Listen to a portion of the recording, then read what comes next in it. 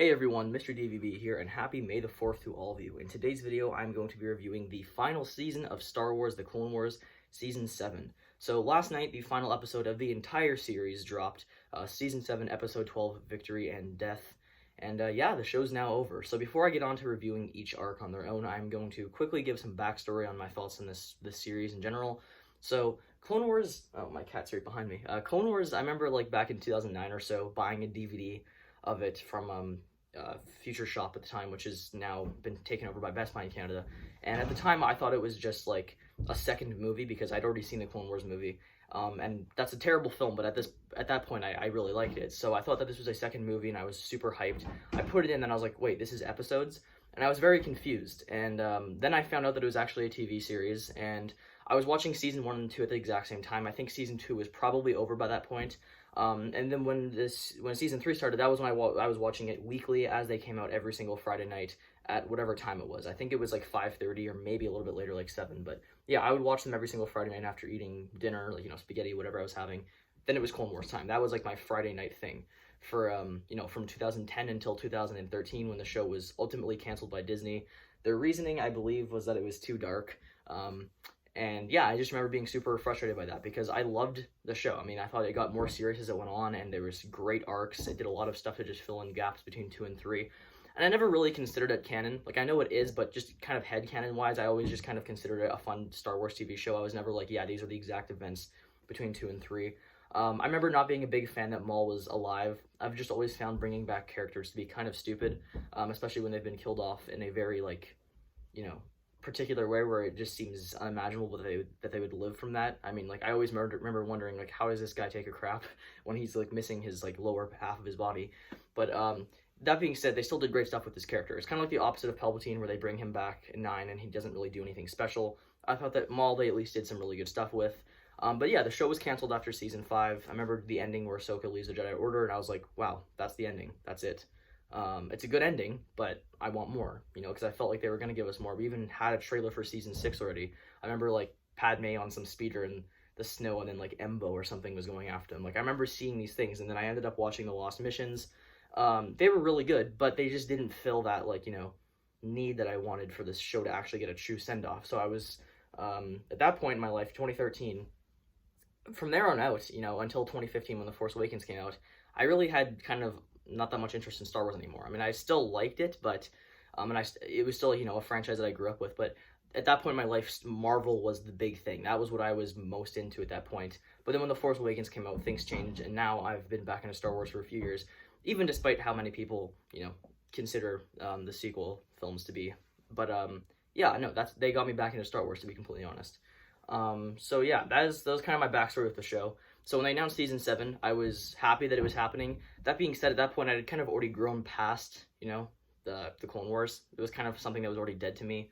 So I was like, I'm gonna watch it, but I'm not gonna like, be crazy excited for it. And I really wasn't. I just kind of watched these just as they came out, like new episodes. Okay, do you want to be in this video, girl? I guess she wants to be in this video. But yes, I would start watching them weekly as they came out. And I'll start off with the Bad Batch arc. So the very first arc of the season, we have all these clone troopers who are kind of like defected, and yeah, that was what that whole arc was about. Was these defected clone troopers. They were finding Echo, who was still alive, and it was an interesting arc in my opinion. I really liked just the idea of Echo, them finding him and him being kind of used to like help out the Separatists almost by like using his mind. It was kind of eerie at the end of episode 1 where you have his message repeating. Like, there was some really excellent stuff in this arc. I just didn't love the arc, to be completely honest. I thought that the characters, like the actual Bad Batch characters themselves, were a bit too over the top sometimes. Like, just their personalities were very one note, right? Like, the strong guy is the dumb one. The one who's like the weapons guy, the sniper, he's kind of like the really quiet and somewhat like, mean of them. Then there's the really smart one, like the tech genius who happens to be really geeky. Like, they all just hit these like one-dimensional kind of character notes, and that was my biggest problem with the arc. But I enjoyed Admiral Trench being back. I enjoyed some of the action sequences. There were some really well shot, not shot, but I guess you could say animated fight sequences where it'd be like one shot, characters turning down corridors. So it was cool. It was well executed. I just didn't love it. So I'd give the first arc like a 7 out of 10, I'd say. And then we got to the second arc with Ahsoka, kind of explaining like what she did after she left the Jedi Order. And this was the arc that I think the most people just didn't like, right? I mean, I think the wide amount of people, like, yeah, I'm all over the place. The general consensus from the fan base was that this was definitely the weakest arc in probably the entire show. At least for me it was. I just really didn't like it.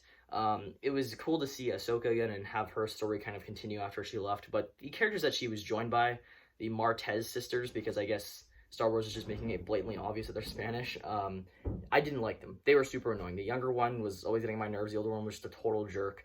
I just could not stand their characters. The arc also didn't really have anything special going on in it. Like, we don't really get much from it, right? These characters don't show up again. She kind of just helps them, and they're annoying, and they're just running spice and stuff like that. They're just doing kind of like criminal-esque missions, except, you know, they have a change of heart.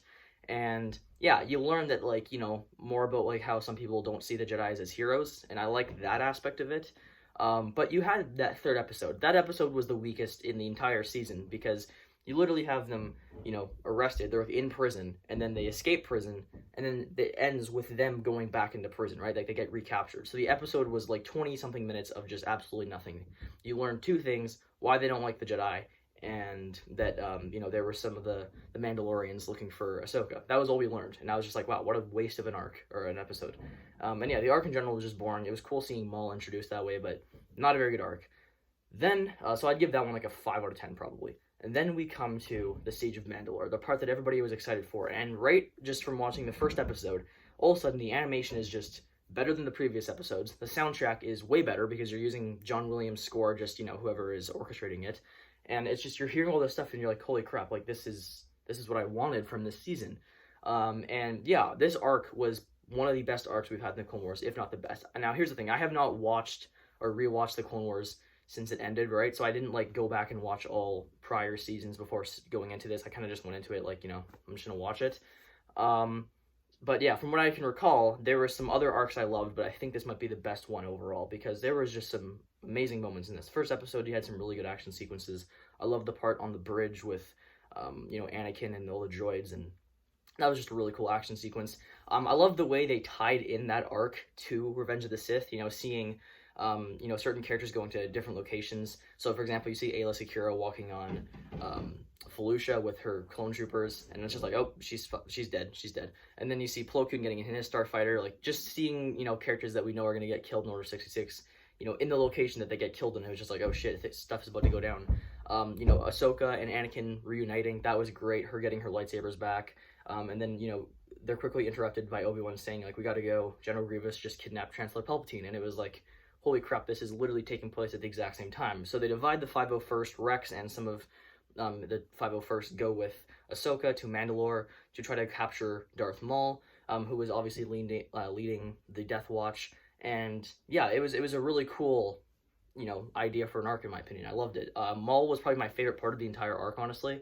Like I said, I've never been the biggest fan of bringing back characters from the dead. That being said, they executed Maul's character so well in this series, especially in this arc. This made him go from, like, a villain that I've always really liked and thought looked badass and stuff, but ultimately I found kind of overrated, to definitely being in my top 5 Star Wars villains. Like, he was excellent in this arc. The whole idea of him wanting to bring Anakin to Mandalore so that he could kill him, because he knows that he'll become, you know, the new apprentice. Like, all of these ideas I thought were so smart, and it was just really cool having Maul be this character that was able to do all of that, right? I mean, I just really liked seeing how they handled this character. The second episode, I don't remember the name of it, but that was probably my favorite episode of this entire season. You know, just the one where Maul and Ahsoka are fighting. You have that moment where he asks her to join him, and then she's like, I'll help you, and I'm like, okay, cool. They're doing what episode 8, you know, kind of teased and then refused to do. And then, of course, they go back to fighting the second that he says Anakin is the one that becomes, you know, the new apprentice, and she's just like, nope. So they fight. Great fight, by the way. Excellent. I liked that they cut back and forth between that and what the clones were doing, because, you know, they're kind of building up like, oh, is it going to happen? Is Order 66 going to occur?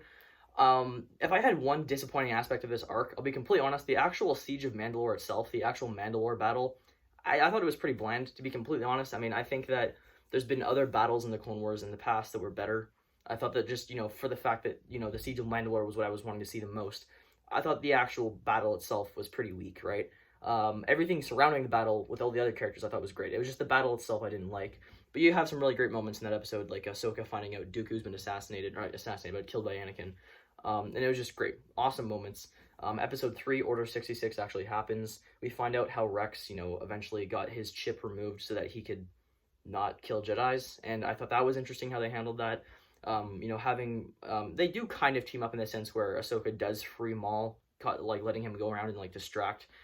He rips shrapnel off walls and decapitates the clone troopers with it. Even one guy gets his arm cut off. It was back to being that dark, serious Clone Wars that I missed, because I honestly thought the first arc, Bad Batch, right when I started watching it, I was kind of nervous. I was like, okay, this kind of feels like Rebels, where it's not that it's serious in some ways, but it's also very comedic, and I just didn't like that.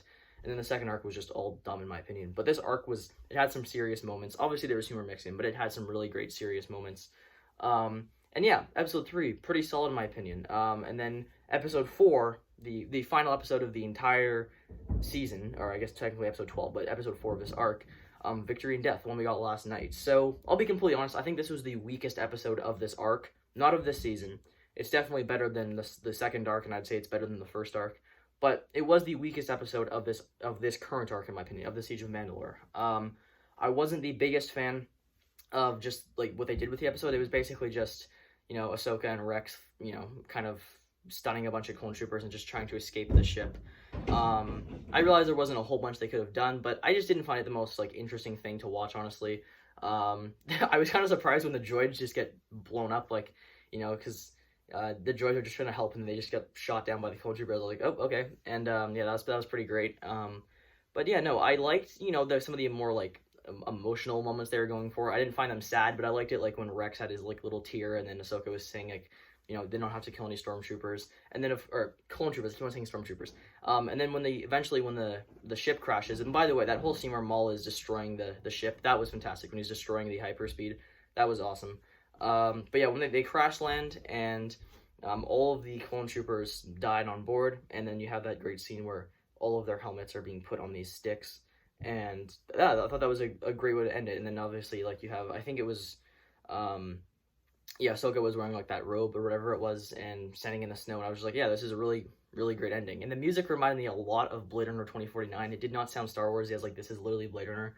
But yeah, and then then we kind of time jump, I guess. I don't know how much longer in the future, but the area is way more covered in snow. And, you see a snowtrooper from the Empire, and then you see stormtroopers. And I'm like, okay, this is probably a few years later, maybe. And then you see an Imperial shuttle land, and Vader walks out, and he picks up Ahsoka's lightsaber that she left behind, turns it on, and you see Vader using a blue lightsaber, which looked awesome. And then you get this one shot of Vader's helmet, and I remember just thinking wow, that looks great. I mean, because I remember in Rebels, I wasn't a fan of that show's art style, and really didn't like how Vader looked in it, with his mask being super long and thin. Here, he just looked incredible. I mean, that's exactly what I wanted to see. He looked great.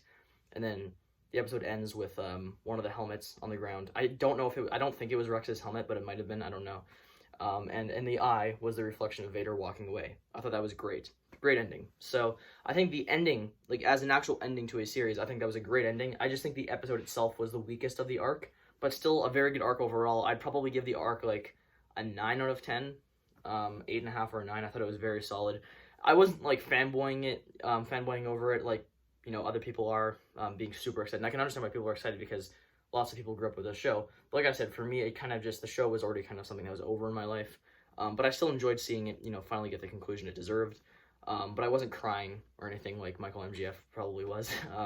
Because it was just it was just kind of an extension to me. But yeah, I'm glad the show is finally got its true ending. I thought it was a pretty solid season overall. As a whole, I would probably give this season I don't know, an 8 maybe, or a 7.5 or an 8, which I know is a little bit lower. It's just because I didn't think the first 2 arcs were that great, especially the second one. But yeah, solid conclusion to the series, and let me know your thoughts about the season down below. And yeah, my cat is still wants me to pet her, so I'm gonna go do that.